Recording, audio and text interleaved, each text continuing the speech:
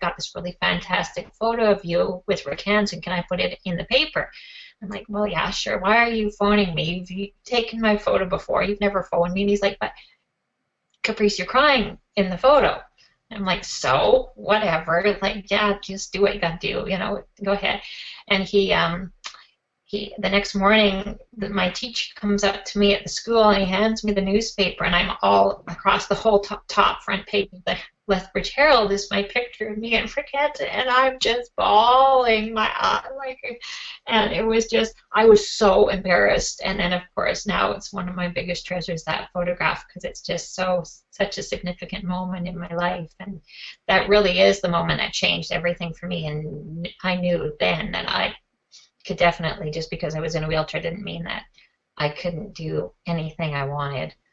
So Wow, that's an amazing story, and it really, it does, serve as, it sounds like it serves as one of your turning points. The interesting thing, do you mind me asking why did you, have you looked back to that moment to figure out and to dig deep to understand why you just, the dam burst and you started to cry? well, I think, up until that point, I don't know if I'd even really looked at my disability. As I said, my parents did a fabulous job of treating me just like everybody else, and that I wasn't any different. And then all of a sudden, the it struck that, what, there is a lot of things that I can't physically do in this world and that are not an option. And then, all those, like I said, the peer pressure hits, and then I realized, geez, my sister just got married, and she walked down the aisle with a long white dress, and all those things are going in my head, that I'll never get married, and I'll never have that, and all those things that as a 13-year-old girl you start thinking, God, that these things are never a possibility. And then when I met Rick Hansen, all of a sudden it was there saying, like, yeah, the world is here for me as well, So it did definitely open my eyes to what was out there for me, and Yeah, I'm very well, grateful for that experience. that's amazing. And it's, whether you're a 13-year-old girl, a 13-year-old boy, a 30, 40, or 70-year-old person, and I think the feelings are all, I believe the feelings are all the same. People look at and they want to do something. Maybe they didn't know they wanted to do it, but, at some point they have this feeling they want to do something. They look at their own limitations, and whether it be physical, mental, emotional, they look at their own limitations, and they have that moment of, I'm never going to be able to, I'm never going to be able to do this.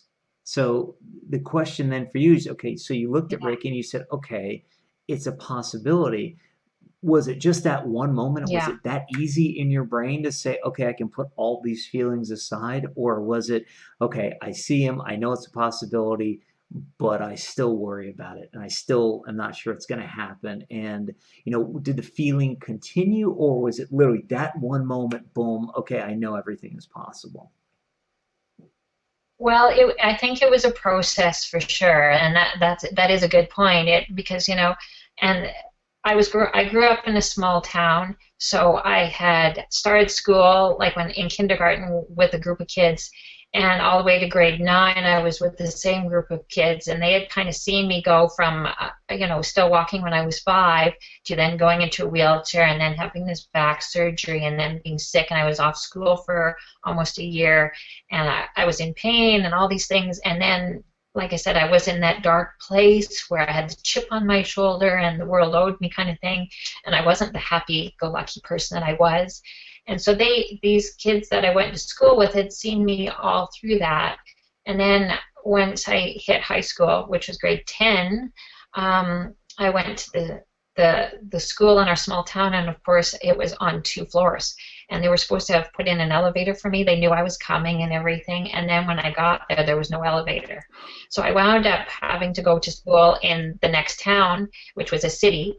And it was the best thing ever for me, because all of a sudden I walked into this big, huge school with tons of students, and I kind of was able to have a fresh start with all new people. Nobody there knew me, and I walked in there with my head held high and a big smile on my face, and I was just that, and I had a new start, a fresh palette, and that was just a great moment for me. And I kind of, because it was such a humongous school, and there was all these kind of wild kids there too, with like punk. At the time, it was punk rock with all their wild hairs and hairdos and purple hair. And I thought nobody is ever going to notice me. I'm going to blend in completely, like, just because I'm in a wheelchair. That's nothing compared to some of these kids, right? So I just thought I was going to be one of the crowd, which was exactly what I needed at the time. And so I think that's when it really clicked in for me, that whole change that you're talking about. So there was a few years there where it was just the transition there, and then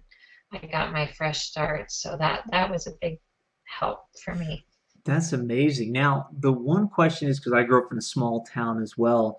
So when you found out, go back to that moment that you found out, you went in and you found out you weren't going to be able to go to the high school with the kids that you had grown up with. And let's pull back the covers. Were you happy or were you upset when you found out? Do you remember the emotion you went through when you found that out? It was yeah, very emotional time because it was a comfort zone and something I had known all these years, people I had been with all those years, and to all of a sudden go into the complete unknown and have to make it on my own and not know anybody or have any comfort zone whatsoever. It was a big, I didn't realize it was going to be great, obviously, when I was trying to make the decision because there was the options of them putting in all these different lifts, and I just didn't want to do it because I felt that there were those moments where if they put in these other lifts instead of an elevator, then all of a sudden I did feel very disabled because I was different than everybody else, and it was just, I really stood out in the crowd, and it was just a horrible feeling. I felt like such a loser, having to wait for the teachers to come and help me get to my class and all that sort of thing. So I had no independence whatsoever. So yeah, leaving that behind was definitely a good moment for me, and I'm definitely glad I made that decision. Well, and so two things before we get into the aftermath. One, I bring it up because it's good to hear that you didn't go in right away liking the decision and liking what was about to happen. Because so many Yeah, times people pretend like, oh, well, I knew this was going to happen. I liked it from day one. And it's nice to have somebody who's real who says, hey, I really didn't think I was going to like this. And, I was really resistant to it, but I got over it. And the thing that I want our viewers to really hear and understand is the fact you don't have to like something. You don't have to like a decision right at the beginning, but if you can find the positives in it and find right. the good in it, then you can get over. And the second thing, and I think you did great. I think your decision was great. But didn't you ever think about just basically, dating the captain of the football team, just having him carry you up and down between floors and between floors in No, the that was classes? even my realm. Like he wouldn't even know who I was. Like he wouldn't want nothing to do with me. So it was like I was in that place, Okay, like. so if the captain of the Caprices, if the captain of the high school football team and the Caprice of the high school she was going to go to is watching, reach out and tell her reach out and remind her that you actually knew that she existed, that she was there, and now she's blushing. You're blushing, huh?